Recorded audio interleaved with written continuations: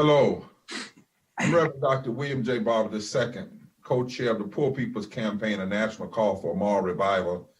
And along with our powerful co-chair, Reverend Dr. Liz Theo Harris, we're coming to you tonight with the Mississippi Poor People's Campaign to offer another of a series of 7 senatorial town halls across these United States.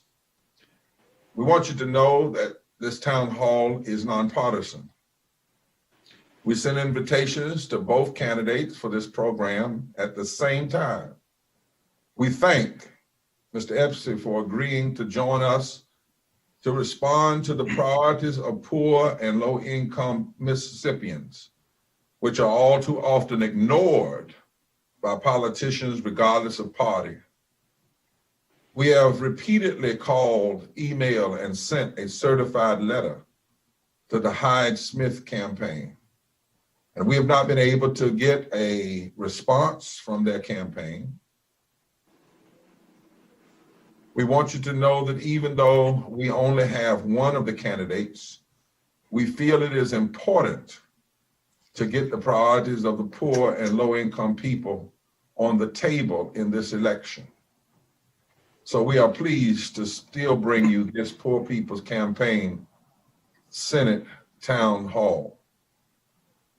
When we talk about the poor, we know before COVID, 140 million people were poor and low wealth in this country. After COVID, it's headed to many more millions and above 50%. We know that even when people were raving about the stock market because of stock buybacks, that the stock market and Wall Street didn't tell the story of the back roads of Mississippi and the side streets of Mississippi or anywhere else in this country. We know that before COVID, 87 million people without health care or underinsured, and after COVID, another 27 million people have been added. And then when we think about the South, we also know 1/3 of all poor people live in the South, 1/3 of all poor white people live in the South. And we know all over the South, new data from our report on unleashing the power of poor and low wealth people tells us that if just 20% of poor and low wealth people were organized and voted around an agenda in any of about 16 states, some as low as 1%, it could fundamentally shift the electorate. We know that in Mississippi, 52% of all Mississippians are poor and low income. Notice in our campaign, we didn't say black, we didn't say white. While we do disaggregate, we first want it to be understood that 52%. We know that that total is 1.5 million residents. This includes 59% of all children, 437,000 children, 53% of all women, 816,000 women, 67% of people of color, 843,000 people of color, and 40% of white people, 668,000 people. So wherever you cut it, however you cut it, there are thousands and tens and thousands of hundreds of thousands of poor and low wealth people across Mississippi. We know that in Mississippi, the income of the top 1% grew by 80% from 1979 to 2012, while the income of the bottom 99% increased only 11%. We know that there is voter disenfranchisement in Mississippi. We know that in Mississippi, 61,000 veterans have incomes below $35,000 a year. And we know that 351,900 people before COVID were uninsured. And Mississippi was one of the states that refused to even expand Medicaid expansion. So we believe there's no way we can talk about public policy and public office and not address the issues of systemic racism, systemic poverty, ecological devastation, the war economy, false moral narrative, religious nationalism, and how it is impacting all Mississippians in general, and black and white in particular. The more campaign that we're running, we must do more: mobilize, organizing, registering, educating people for the movement. We have a prophetic pledge and a role monitor, and we ask you to go to poorpeoplescampaign.org to sign up as a more organizer. You'll get trained to do outreach in your community, connect people to the tools to register, to vote, to complete the census, to receive important election updates and reminders, to learn about our Moral Jubilee policy platform for the healing of the nation. We're in this for the long haul as a campaign. Anyone can become a more organizer. The next trainings are this weekend, either on Saturday or Sunday. If you're part of an organization, we encourage your organization to take the 1,000 times 1,000 more prophetic pledge. We need 1,000 or more faith and community organizations to each pledge to turn out at least 1,000, more, but at least 1,000 people to vote, which would be over 1 million voters. Your organizations would identify a team of people to be trained as moral organizers. And finally, you can learn to become a poll monitor in Mississippi, particularly. Training opportunity for all these roles are on our website at poorpeoplescampaign.org. You can also text MORAL, M-O-R-A-L, to 66539. That's text MORAL, M-O-R-A-L, to 66539.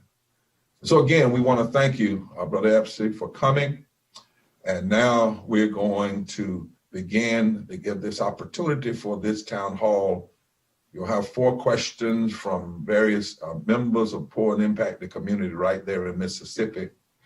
And we want now you to receive one of our own from the powerful Mississippi Poor People's Campaign, one of our own tri-chairs, Pastor Jose Rodriguez. And Pastor Jose Rodriguez will welcome us as one of the tri-chairs from the Mississippi Poor People's Campaign. Thank you, Brother Barbara Williams. Thank you for the opportunity to have me here. And I want to welcome everybody. Greetings to everybody. I'm, like Brother Barbara say, I'm Pastor Jose Rodriguez here from Mississippi.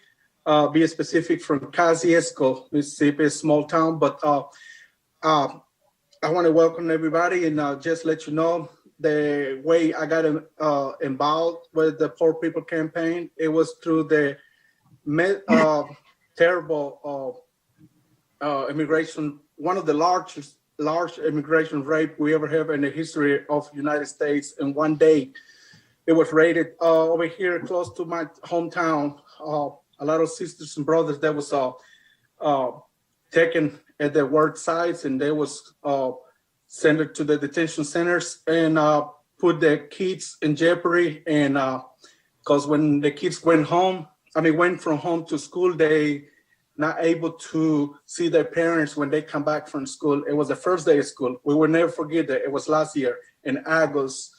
And that's how I got involved, through Danielle Holman's. I met her, and I met Brother Barbara Williams in one of the meetings we have in Canton, Mississippi. And from that day on, I wake up and I open my eyes and decided it's time to get involved and try to help our sisters and brothers, because they was in a bad situation. So it's been a blessing. It's been a year. We worked through this situation, help our sisters and brothers come home from the detention centers, and assisting them with the utility bills, and also help them with the food they need, because they cannot go back to work. And it's today we're still struggling a little bit, because we still have a lot of people, they still home because they're not able to go back to work. And some of the, either the husband or wife, they got already deported, and they left kids behind in a bad situation. But we try to help them with assisting them with the help they need. And through the Poor People campaign, we're able to do a lot for them. And it's a privilege I'll be able to help others in the needs they have. But thank you so much. And like I said, Poor People Campaign here in Mississippi is making a big impact, and we will do whatever we can to help too, to make a difference, because we can't remain silent anymore. We go speak up, and we go do what we can to get out there. And especially right now, we help our voices are heard out there. We want to let the people know they need to get out there and vote because it's time to do it. And the only way we can change this is to get the people to the podiums and vote. That's And right. thank you. Back to you, Brother Barber. Thank you. And Pastor Jose, I want you to do something for me. Would you say in your native tongue in Spanish, we won't be silent anymore? I'll be glad to. No nos mantendremos en silencio más. Lucharemos y no nos mantendremos en silencio más. All right. I promise you I'm going to learn that. That's why I want you to put it on tape. But I also want to thank you. And I wanted to say in the Poor People's Campaign, we specifically wanted to start today because while we are deeply concerned about police violence and killings around the country, we cannot forget the death and the killing that's going on of our Latino brothers and sisters that's being hidden from the cameras. And we will not forget it. So thank you so much. Yes, Now, sir. Thank you. We're going to start this by hearing a 5-minute opening statement from Mr. Espy. Brother Rob Stevens, Brother Espy will have a little placard when you get close to the end of that. And then after the opening statement, I'm going to ask Reverend Dr. Liz Steele Harris if she would kind of take over and call on other people. Can you do that, Liz, for me, and call on them to come and raise their questions? Each one of them will have, they will take about 3 minutes and raise their question, and then it will allow for, I believe, a 5-minute response. And so there'll be a question, and then a 5-minute response, a question and a 5-minute response, a question and a 5-minute response. And then at the end, there'll be a closing by Reverend Dr. Liz Steele Harris. Thank you so much, Brother Espy, for coming. Let me again say to all of the media, we invited both candidates. We sent everything the same day, same time. Everybody's had an opportunity to come. This is nonpartisan, but we are very political in terms of our commitment to public policy. And we are very concerned about the Senate and the United States Senate in this country. Turn it over to my co-chair, the Reverend Dr. Liz Steele Harris. Thank you so much, Reverend Barber. And indeed, thank you to everyone at the Mississippi Poor People's Campaign and our candidate, Mike Espy, for joining us this evening. I'm going to turn it over to you, Mr. Espy. We're looking forward to hearing your words about how to address the issues of poverty and low incomes in Mississippi and where you stand on the issues and demands that we have set forward. All right, well, good evening to everyone. Thank you, Pastor, to Reverend Barber, my friend, and thank you to Reverend Rodriguez. I appreciate your statement. In fact, I was in Mississippi when those ice raids happened in Kosciuszko. I used to represent Kosciuszko when I was in the U.S. Congress from 86 to 92. I condemned those raids. I said so at the time, and I said even recently that a lot of the Hispanic workers were detained illegally. But now, since a year has passed, none of the poultry owners, none of the owners of those companies have been detained, have been indicted, and nothing has happened to them. And there's something wrong with that. So we've got to look into that. So, but to the Poor People's Campaign, thank you so much for giving me this opportunity and this platform to answer your questions. So let's get right to it. When Reverend Barber gave his statistics, I agree with everything that he said. In Mississippi, we've got about 3 million people, a fairly small state, but 52% of them are poor. Now, he didn't say that 52% of the African Americans are poor. He said 52% of the population's poor.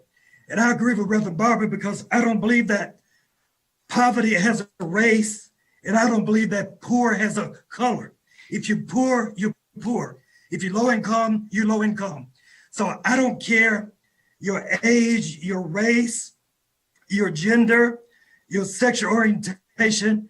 I don't care. I think it's my job as the next senator from Mississippi just to help everyone. So I'm going to help. I'll be accessible to the wealthy as well. I'm not saying that I'm just for any one income group. What I am going to tell you is that I'm going to focus like a laser beam on the bottom 1/3 in terms of education, in terms of lifting healthcare, lifting capacity, lifting ambition, everything I can do to lift them and to build their capacity of that lower 1/3 strata. That is what I'm am going to do. And within that 52% of those who are low income, 20% of them are persistent poverty. So I'm going to the US Senate, not just to be a senator, but to do something.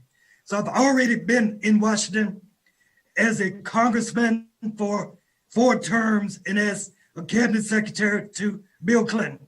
So let me just tell you what I've done just very briefly for the low income and those our Bible calls the least of these. When I was in the Congress, my first bill was called the Lower Mississippi Delta Development Act.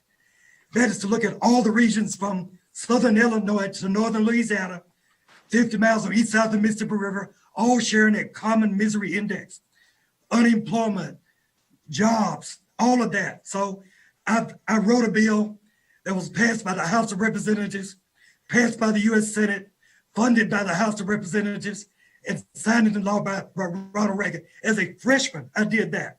And the first money we put out was for teacher training and building capacity for job training. I was chairman of the Select Committee on Hunger with Mickey Leland, my friend who died in the helicopter crash. He was the chairman. He appointed me as the chairman of the Domestic Hunger Subcommittee. So I went all over America looking at trenchant and grinding poverty, people who had nothing to eat, who opened their refrigerators if they had one, there was nothing in it. And so then I became Secretary of Agriculture. We put something in their refrigerator. We put something in their freezer. We had more money going for school breakfast and school lunches in public schools than ever before. I was a USDA secretary that focused on rural America. Yes, we helped the farmers, but I brought to the fore more prominently the plight of those in the poor rural areas. They didn't have hospitals. They didn't have sewers. And so we did that. And then I brought a program to the fore called Water 2000. And this was 1993. And I believe that by the turn of the century, we'd bring running water to every home in America, and we did it. I wasn't there for about 2 years, but I set that in motion, and that was fulfilled. And then I put empowerment zones. And then when I left USDA, I was one of the lawyers on the Pickford case, which pretty much said to the USDA, you've discriminated against Black farmers for generations. Now it's time for the Black farmers to get justice. We won that suit, the largest civil rights suit in American history, at $1.2 billion. And on the same day, Black farmers got $50,000 on one day. And then lastly, and I'll end up with this, I am chairman of the board now of a $400 million nonprofit. And we go into low-income areas in Mississippi, Alabama, Arkansas, Tennessee, and Louisiana.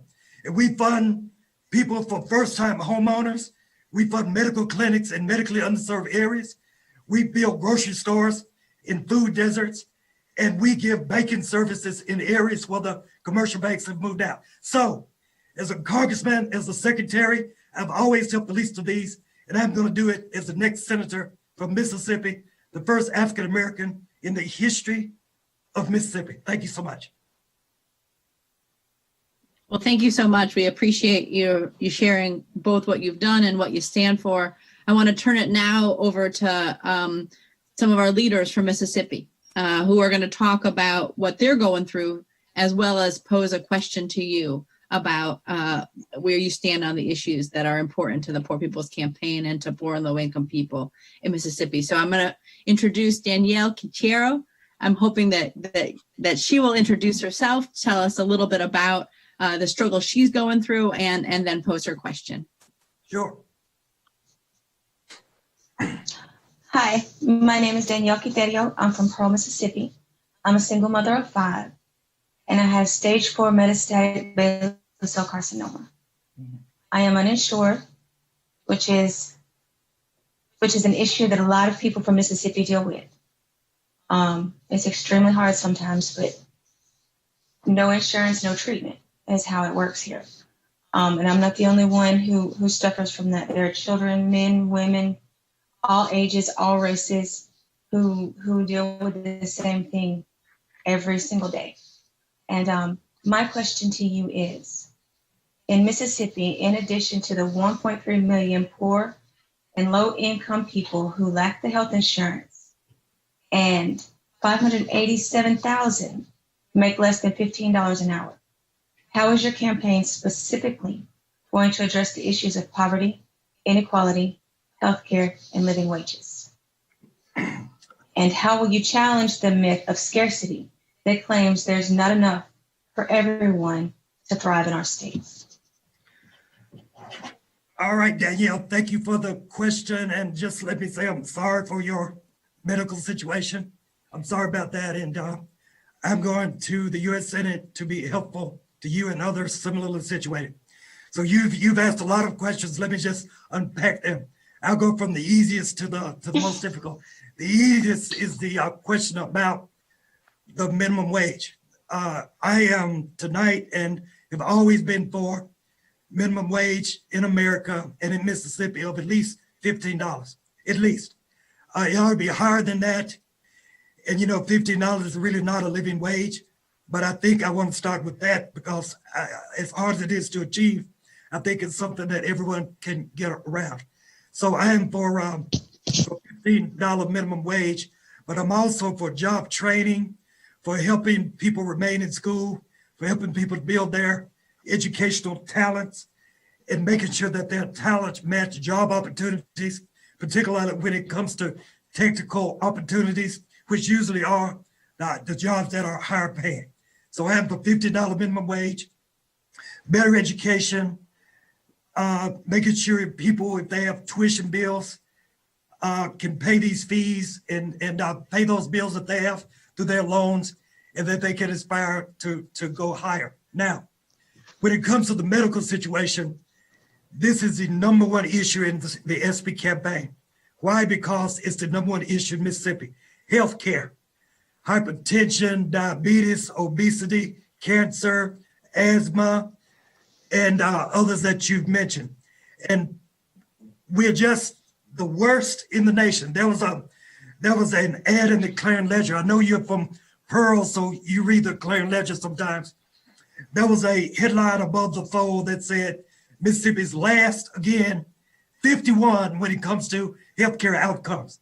So we're last, we're least, and we always have less. And we're tired of that. So we want a leader that turns the page and lifts everyone.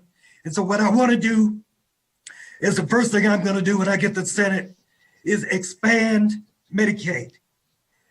We need to expand Medicaid because if we do it the next day, 250,000 Mississippians would have the confidence of knowing that they have medical insurance. So you'd have help with your situation. You would know that next time it flared up, you'd be able to go to the doctor without fear of being not able to pay that bill because 90% of that bill will be paid by the federal government. Then I'm going to Washington and I'm going to try to waive the other 10% to make sure that 100% of medical insurance would go to Medicaid recipients. And that gives them the confidence. And then they would go and they wouldn't have to wait until their situation became more desperate and dangerous. They'd be able to have primary health care, schedule doctor visits, so they could arrest a lot of the illnesses that they have. And also the ancillary benefit is that the rural hospitals would remain open. We've had 8 rural hospitals to close in Mississippi in the last 5 years because of uncompensated care. The low income go as they should to the ERs. They're given care. There is a cost. The cost cannot be paid by the low income. And so the hospital has to eat the bill and they eat it and it grows and they can't pay it and the hospital closes. The last thing I'll say on that is that you deserve, as an American, the right to coverage for your pre-existing illness. So when you are covered by the insurance, they have no right to tell you, Danielle, your policy was just approved yesterday, but your illness has been here for years. And we're not going to cover you because it's pre-existing. I don't believe in that. I believe in ACA, which guarantees pre-existing coverage for everybody. I have my own pre-existing illness. I have a vocal issue. I woke up about 8 years ago and I couldn't speak, frankly. And even now I'm a little hoarse because I take these injections at a vocal clinic. And even though I was a congressman former, even though I was a cabinet secretary, my first bill, when I sent it to the I won't mention the insurance company. It was a national insurance company. They said, oh, Mr. Espy, we don't care who you are. You have this illness before you sign up for this policy. But now I'm covered, all right? So I believe in coverage for pre-existing illness, coverage offered for those who are 26 years old, coverage for you, Danielle, and Medicaid expansion. The other question is about scarcity. Look, our sector of agriculture, in the most bountiful nation in the world, the United States, we harvest more food. In fact, out of everything we harvest in 1 year, 2/3 of it goes to feed our own population, but 1/3 must be sold internationally to keep the prices from being depressed. So I was for 6 years the lawyer for a food charity called Feed the Children. We fed people in Mississippi, low-income states like Alabama and Arkansas, and even in third world countries, most of them in Africa. So we fed 1 million children a day based on the largesse of the farmers and the bounty of the harvest in America. So I know that we don't have an issue of scarcity. We have an issue of distribution and an issue of profit for the companies that want to withhold the food so that they can lift the prices and deprive the people of what the people deserve. Thank you so much for that answer and for going into some detail around where you stand on these issues. We have a saying in the Poor People's Campaign about this question of abundance, that when you lift from the bottom, everybody rises. Yes. What we have to do is start with those who don't have the health care, start with those that have the low wages, make sure that everybody's in, nobody's out. And when we do that, when we raise the wages, hundreds of millions of dollars are injected into the economy. When we expand Medicaid, when we expand healthcare, then the rural hospitals and all the healthcare system flourishes. And so I would love to hear a little bit more from you about what your plan, what your platform is, about how we build the power to be able to expand Medicaid, to raise the wages, to use the abundance not for profit but for people's needs, and where you stand on all of that. Is this my second question? It's not. It's just a quick follow-up question. All right. How much time do I have on this one? Yeah. All right. You'll raise it anyway. Look, I agree with everything you said. In fact, I think that you're reading my speeches. We're number 51 based on, in the healthcare, but we're number 49, 47, and number 50 in every other socio-economic index. Everything good, all the good lists, we're at the bottom. All the bad lists, we're at the top. And we're just so tired of it. So I believe like you do. If we, as I said, I'm going to be accessible to everyone in Mississippi, regardless of income and race and gender, but I'm going to focus as like a laser beam on the bottom third. Because as you just said, Reverend, if you lift up the bottom third in the healthcare, in housing, in education, in credit, in lifting job capacity, we lift the entire state. And right there, we just want to have per capita income of $40,000, 20% of those in persistent poverty. It would be more like the median income of the United States. So we're going to do it in several ways. Here's how I'm doing it right now. I'm not even in the Senate right now. But as I said before, and I have a little bit more time, I'm the chairman of the board of a $400 million nonprofit. As our chartered mission, it is to go into low-income communities and build their wealth capacity, build their asset capacity. Those that are not banked, we provide banking for them. Those who are underbanked, we provide banking opportunities for them. Those who don't have credit, we repair their credit. Those who want to have a first-time home, we only loan up to like $150,000. In New York, that's a closet. But in Mississippi, that's a pretty good house for $150,000. We will fund you as a first-time homeowner. If you have a job desire and it makes sense, it flows to return a benefit to you economically, we'll very likely fund that job opportunity, particularly if you're young. In those areas without a medical center, we receive millions of dollars from the Treasury Department through New Markets tax credits. And we use those to fund medical clinics. The last one we funded was in Jefferson County, Mississippi, along Highway 61, and I cut the ribbon. And then in those areas without fresh fruits and vegetables, access to groceries, other than fast foods, we'll come in and we'll build something amenable to that area. And then we provide credit union opportunities in public schools for students. So That's powerful. Yeah. Medicaid, we do it. That's right. We have a credit union inside of Provine High School. So the students, we give them our green t-shirts. When they go in, they take all the other courses, but at least once at a designated time every day, they have work duty at our credit union.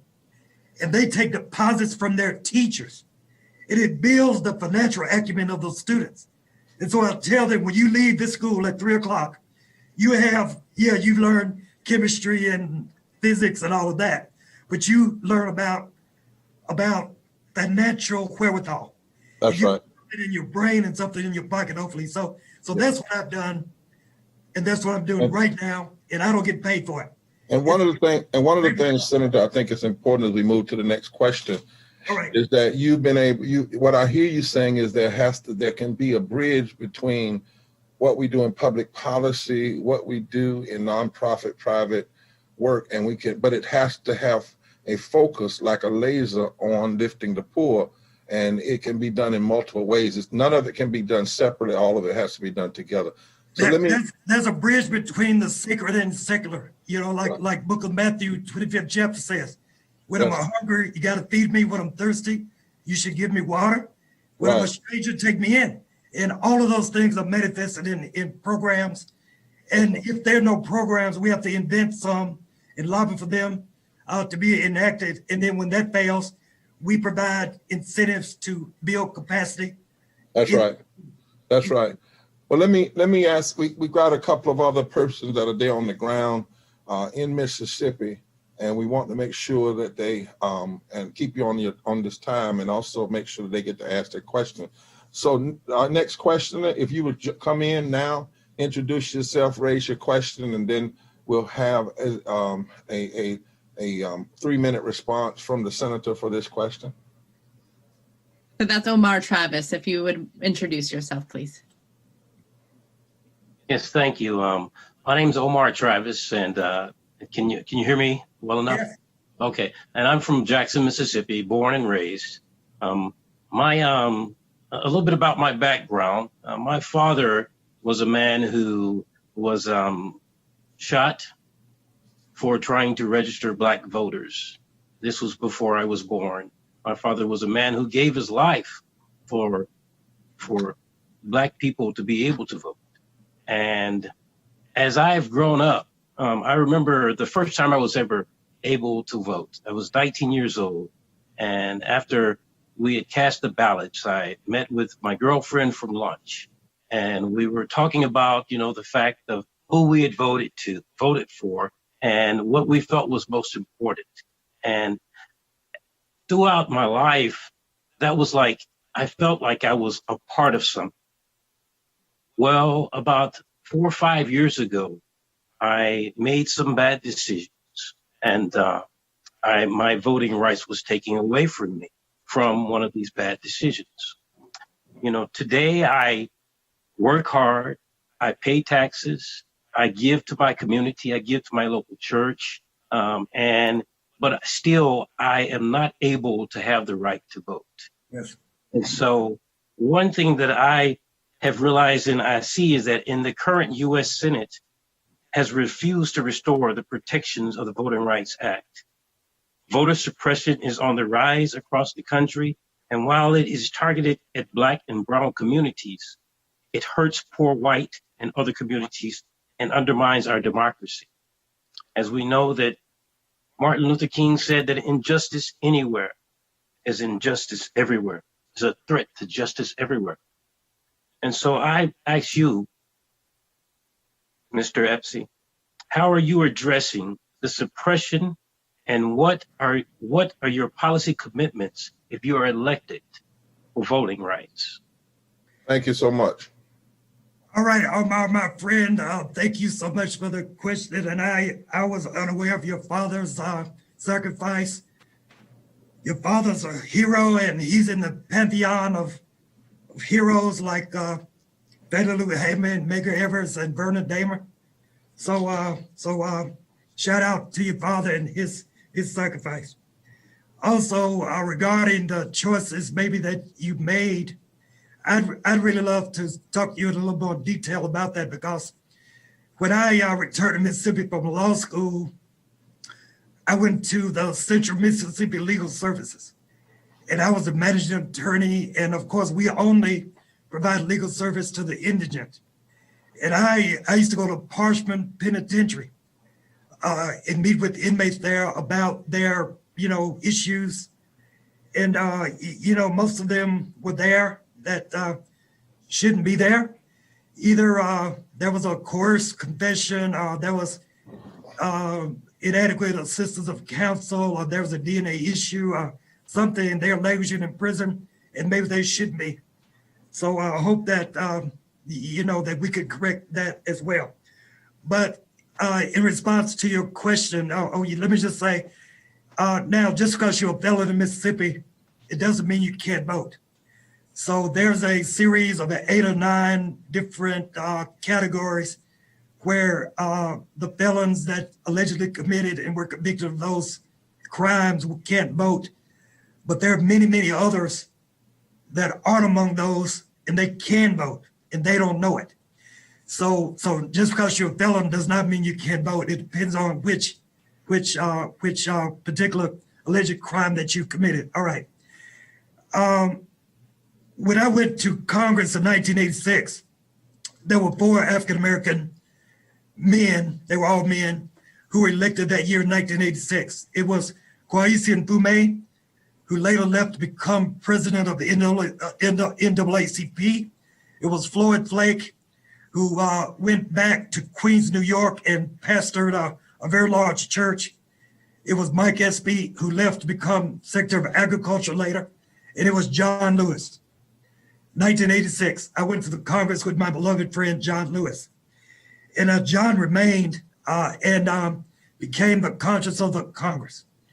And so if I'm privileged enough to become the senator from Mississippi, the first bill, other than Medicaid expansion, that's going to relate to Mississippi, the first national bill that I'm going to sign on to is the John Lewis Voting Rights Restoration Act.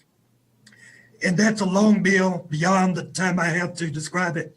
But basically, it is to try to restore the rights that have been taken from the aggrieved, those who didn't receive justice, those areas that where the right to vote is being trampled upon, to protect the right to vote, and to restrict episodes of voter suppression. Everything that we can do, like the Section 5 Road Marks Act pre-clearance, we're going to restore that. So everything that had been rescinded and taken away during the regime of number 45 and those who served before, we're going to try to restore those. When it comes to voter suppression in particular, look, I live in Mississippi, and when I ran before, we got 47% of the vote. That's pretty good, but it would have been higher except for voter suppression in the tactics of the circuit clerks to send the ballot out too late and not count ballots even that they were received in time. So what we have to do is know that there'll be a lot of trickery and shenanigans. We have to do what we're trying to do. I've met with voter protection organizations, and they're already in Mississippi. They've got a bevy of lawyers standing at the ready to promote voting, to provide information to those who are not informed, and to protect against those who might suppress our vote. Some of them already filed 2 lawsuits against the COVID situation. So what I want to do is be vigilant and just bust through it and do what Michelle Obama asked everyone to do. Have a plan. So if you're 65 age or older, you got to vote on September 21st. That's an opportunity to vote early for those who are eligible. If you're 65 or older, you're eligible. And then if on election day, November 3rd, just make a plan and do what Michelle Obama said, get comfortable shoes, be prepared to wait, and call us if you need a ride to the polls. So combating voter suppression, promoting voter information, making sure to look out for shenanigans, and restoring the vote through the John Lewis Registration Act, all things I would do. Brother Espy, as I want one thing, because a lot of media are tuned in tonight, and we push this out a lot of places. Just for the record, and I would ask your opponent this the same thing. Say what was the number you just said in a race to 100? You had how many? What the percentage of the vote? But I ran on November 27th, 2018, even though we only personally had 6 months to run, because there was a vacancy that occurred in March, and the election is November. We got 47% of the vote. In a non-presidential? In a special election. Special election. 47%, not 37%, not 27, 47, which means in Mississippi, where often national folk write off and all that stuff, there wasn't but a 3.1% difference, because you only need exactly. We received 99% of the African-American vote in the urban areas, 94% of the African-American vote in the rural areas, and that's just for lack of information and not enough time of our campaign to reach them, frankly. In the white vote, we got 18% of the white vote. So this time, we've done the data. If we lift the turnout for African-American voters by 3%, go from 32.5 to 35, which is in a presidential race very likely. And in white vote, lift 4% from 18 to 22, I believe we're going to win. I just wanted people around Liz to hear those numbers, not endorsing anything, but just numbers. I mean, this is why poor and low wealth people, as we said, who can make the difference, need to be engaged. And that's why Reverend Liz Theo Harris, myself, and all of the team for Mississippi Poor People's Campaign are sponsoring these Senate town halls around. Now, we've got 2 more questions. We're going to bring one in, and then Liz will bring the last one in. And then I've got a twist, a 30-second twist, Liz, I want to make at the end, and then turn it over to you to give closing remarks. So the next questioner is you. You're the next questioner. No, well, oh Lord, and you after me. But see, I'm in a different space right now. Okay, so let me say the question. That's right. There you go. And then that's why we're co-chairs, so we can watch out for everything. That's right. All right. So as we know, we're in the midst of a pandemic. And that pandemic has exposed, in the words of some of our public health officials, epidemiologists, folks at Harvard, at UCLA, at Drexel, that what pandemics exposed is the fissures of our society, fissures that include systemic racism and poverty. And also, being in Mississippi tonight, we know that there's yet another storm, yet another hurricane that's also further exposing the already existing fissures and inequalities. So our question is, if elected, what would your immediate focus in responding to the needs of essential workers who are often poor and low-income workers and other poor communities disproportionately impacted by the pandemic, by these hurricanes, by the kind of emergencies and problems that people are beset with right now? And one of the things, Brother Espy, we're trying to do now is that people have talked about the race division of death, which is horrendous, but we have not seen data yet on the poverty death level, right? And how not only are Black people dying disproportionate brown, but how in fact poor people are disproportionate. So talk to us about that response and what you see ought to be being done now, and if you were in the Senate, you would be pushing. All right, Reverend Liz, thank you for enunciating Reverend Barbara's question, and I appreciate that. Look, first of all, we have to know that the pandemic is real. It didn't magically disappear. It didn't dissipate by Easter, and it didn't do what my opponent said it would do. She said in February that it would be over in 2 weeks. That was in February, and this is now September. So we have to deal with it and do what Donald Trump said. He said it is what it is. He made it in a different way, but I'm meaning that we have to deal with the situation at hand. So the fissures have been revealed. The tattered quilt has been torn off, and what is revealed is an ugly scab of discrimination, of poverty, of disparity, where we have disproportionate deaths among the African-American population. In Mississippi, we have, 2,600 deaths. Very likely 6% of those of 65 are African-American deaths, and 90,000 of them are afflicted with the coronavirus. So we have to deal with the situation as it is. First thing is to make sure we listen to the doctors, listen to the medical science. When they say wear masks, we have to do it. When they say socially distance, we have to do it. When they say observe CDC guidelines, we have to do it. Because until we get a safe, effective vaccine, this thing is going to be with us. Here in Mississippi, it's worse because we're a poor state. We're the last, as I already said, in health outcomes. A lot of our people have comorbidities. They have pre-existing illnesses that only escalate when the virus affects their bodily systems. And so we have to do a number of things. First of all, Medicaid expansion. Again, if we had it, we would be able to ensure 250,000 Mississippians. And so if they feel the virus coming on, they would go to the doctor and get it taken care of. They would have a rural hospital to go to instead of one that's hanging on by the fingernails. They would be covered for pre-existing illness. If we had a senator who cared, like Mike Espy, I would go there and work with the Senate leadership to pass the third CARES Act to bring money to essential workers, right?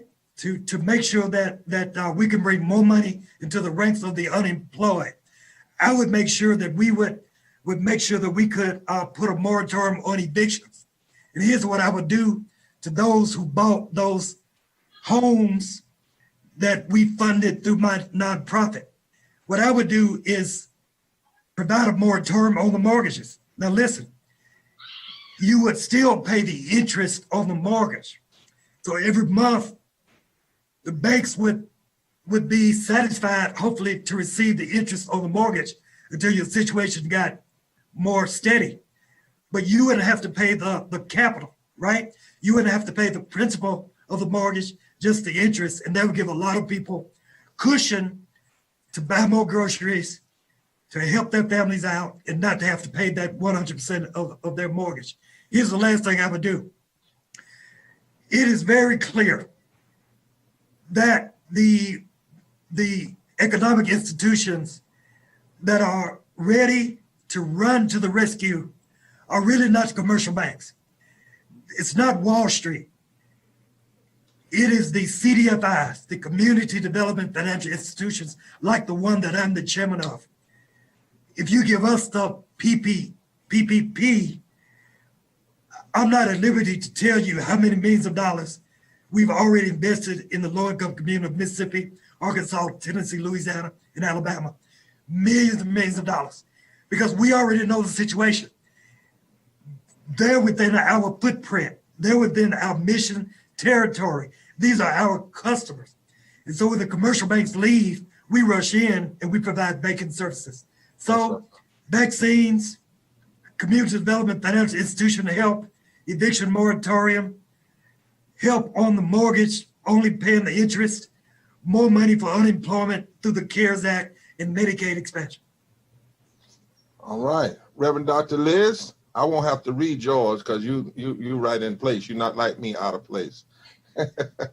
No, that's good. So yeah, this is the final question that we have, and hoping you can answer this question and wrap your final remarks into your answering of this question, right? Sure. We are living in a country right now where there's a lot of conversation about racism. And what we have said, even in this conversation this evening, is that racism impacts people of color, all Just a little technical difficulty. is how do you define systemic racism? And what policies do you have? Uh-oh. Can you hear me? We I can now. heard the first half of it. Okay. So let me just say the question. I'll be quick. How do you define systemic racism? And what policies in your platform are there to address systemic racism? All right. Well, I mean, I believe that embedded systemic racism could be defined as embedded bias in individuals and in systems. And it's structured and it manifests itself in the delivery of services and programs. And when those systems and those persons believe in racial superiority, you know, one human being over another human being because of the color of their skin.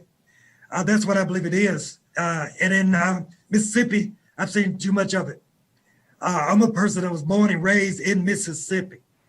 And I'm a guy who integrated an all-white public high school in 1968. I was one of 17 Black students among a student body of 800. And every day I was called the N-word. Every day I had to fight somebody or run away from a fight. Every day, even teachers called me the N-word, and teachers sprayed me with a high-pressure water hose every day. And so I'm the guy who would go to the dress shops with my mama, and they tell her name was Willie Jean Espy, and they say, Willie Jean, you have to buy that dress if you're gonna try it on, because no self-respecting white woman is gonna buy that dress after you tried it on. So I've had a lot of experiences, but I've grown. I'm not bitter, nor do I want to make anyone angry. I can't blame you for the racial misdeeds of your father or your grandfather. What I want to do is have you acknowledge that systemic racism exists in Mississippi, exists in the United States, and it is your responsibility, not your guilt, but your responsibility to help me as two people of goodwill to overcome it and lift America to a higher plane. Now, when I was Secretary of Agriculture, I was the first Black person to ever be elected from Mississippi to the Congress since Reconstruction. I was the only, and still remain the only Black guy over USDA still today in 2020. And when I got the job, I said, oh my goodness, the nickname of USDA is the last plantation. So that makes me a Black guy, the plantation owner. So what I did as a plantation owner, I went in with a different culture, change the culture, help everybody, whether you're white or Black. And we infuse that place just with an ideology of helping all the consumers, regardless of your income, how many acres you owned, whether you were in the food line of your cafeteria, and all of that. And then when I left there, as I said before, I was one of the lawyers. I sued my own agency because of systemic discrimination. And it was settled without the first deposition, without the first witness at trial, because why? The Justice Department and USDA said just what Roberto Duran said. He said, no mas. He said, because they knew they had discriminated against Black farmers, because we had people who described their situation. They went to the USDA, asked for a agricultural loan. They would call the N-word, or their application was thrown in the trash, and we had it. And we settled that for $1.2 billion. Every farmer got $50,000 plus the interest to pay their taxes on the same day. It's the largest civil rights settlement in American history, and I was a part of it. So to sum up, thank you for the Poor People's Campaign. Thank you for this opportunity. I want to go to the U.S. Senate in a few days. I'm going to help everybody. I'm going to be available and accessible to everybody, but I'm going to focus on the socioeconomic category that our Bible describes as the least of these. I'm going to help everyone, but I'm going to help those in the bottom strata, the bottom 1/3, and I'm going to lift them up. And by lifting them up, we lift Mississippi up from 51. I say 51 because 51 was on that Clown Ledger masthead. So within the 50 states, we'll be number 40 or number 39. That's what I'm going to do. I'm going to do it because I've done it. Some people want to go to the Senate just to be something. I want to go to do something, and I've done it. So I will say this, and I'm ending with this. My state sends people to the Senate, and they become known really for specializing in one thing. Senator Eastland he specialized in appointing judges as head of judiciary. Senator Stennis, head of armed services, went there. He's known for being the father of the modern Navy. Senator Cochran, my friend, he went there, is known as expert in agriculture. Well, I already had that. I want to be known as Senator for Healthcare, Senator for Medicaid expansion, Senator for lifting everyone up like Danielle, all those with pre-existing illnesses. And I promise you, if the people of Mississippi, if the people listening to this town hall would pray for me, would help me, would lift me up, and those who are able would vote for me. I'm just going to go to Washington. I'm going to do my best, and I'm just going to be the best senator that Mississippi's ever had. Thank you so much, Reverend Barber. Thank you, Reverend Liz. Thank all of you for listening to me. Thank you for this opportunity. And go vote on November 3rd. If you're 65 or older, go vote September 21st. Thank you so much. Brother Espy, I want to thank you, and Reverend Liz and I have my picture up, but I want to thank you for being so detailed in policy. We have thousands of people on tonight, people from Mississippi around the nation, and regardless of where they are, from a nonpartisan, you have laid out clear and distinct policy, both from your history, but also from your history as an individual, your history as a person, your history as a congressperson, your history as an activist. One thing tonight I want to thank you for saying, I helped integrate schools in 1977 and 69. Yes. And so what you and I have in common is that when people talk about segregation, it's not that old. It's not, yes. Because we're not that old. I mean, we may be older than some people. We're not yes. that old. Yes. And so, but this notion that out of that experience, you said, I'm not trying to be bitter. I'm trying to help people understand how this stuff hurts us all. Yes. And if we come together, we can put down the racism, but lift up the country, lift up the state. Some people don't understand that, because they would say, if it was me, I'd be bitter. But see, if you've been through some things, as one person said, you don't want to become what you hate, and you want to be better than that. And that is not ignoring it. That's acknowledging it, but then not allowing it to keep you forever bound, and bringing people together. And in the Poor People's Campaign, we say we are called to be a movement. We are Black, we are white, we are brown, we're Asian, we're indigenous, we're young, we're old, we're gay, we're straight, we're Jewish, Muslim, Christian, we're people of faith, people not of faith. I happen to be a Black man with mixed heritage, white and indigenous from the South. Liz is an Armenian sister, from the North. We have coordinating committees in 43 states. And we're serious about this work, and we're in it for the long haul. This is not just something we're doing because it's an election year. And we are building permanently organized communities. And that's the little twist I wanted to do, because I know whenever we do these town halls, if we have one of our national coordinators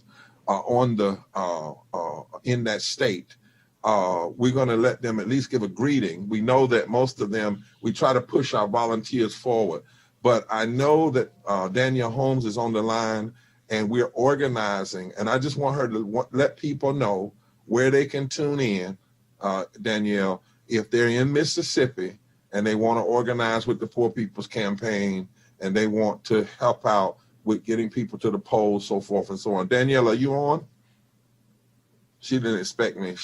I got her real good this time. Rob is my tech man. He's like, Reverend Barber, stay on script. Well, I don't stay on script. And know why? Because in the South, you don't cook cornbread by recipe. You cook it by.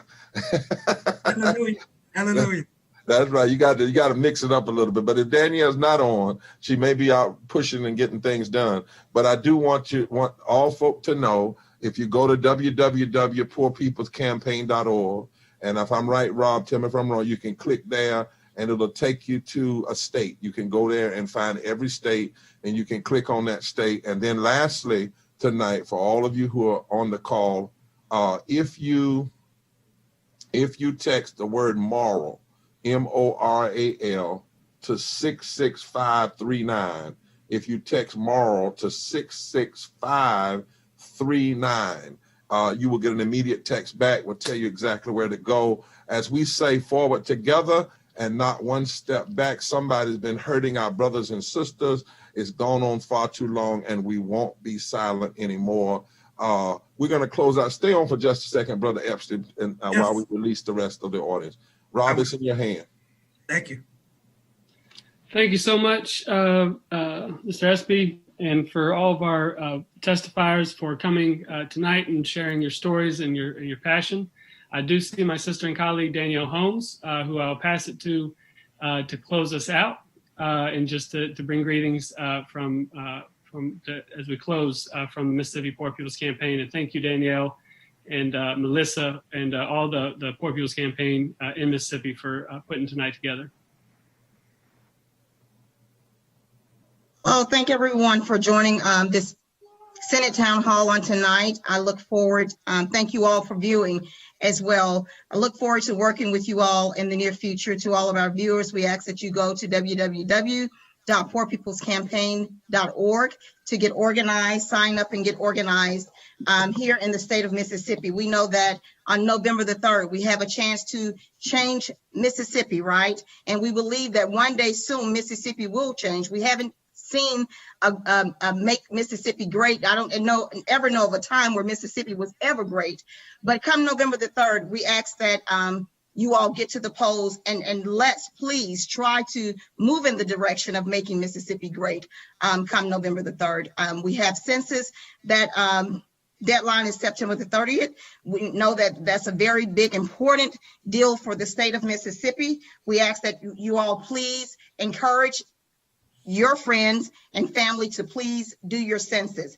And voter registration deadline is October the 5th. So we don't want to miss those important deadlines. We're doing some great work here in the state of Mississippi with the Mississippi Poor People's Campaign. I commend all of the leaders of the Mississippi Poor People's Campaign because without them, this work could not go forward here in the state of Mississippi. We are committed to continuing to fight here in the state of Mississippi, uncompromised, unfiltered, and ready to fight. So thank you all so much. God bless you. Forward together, not one step back.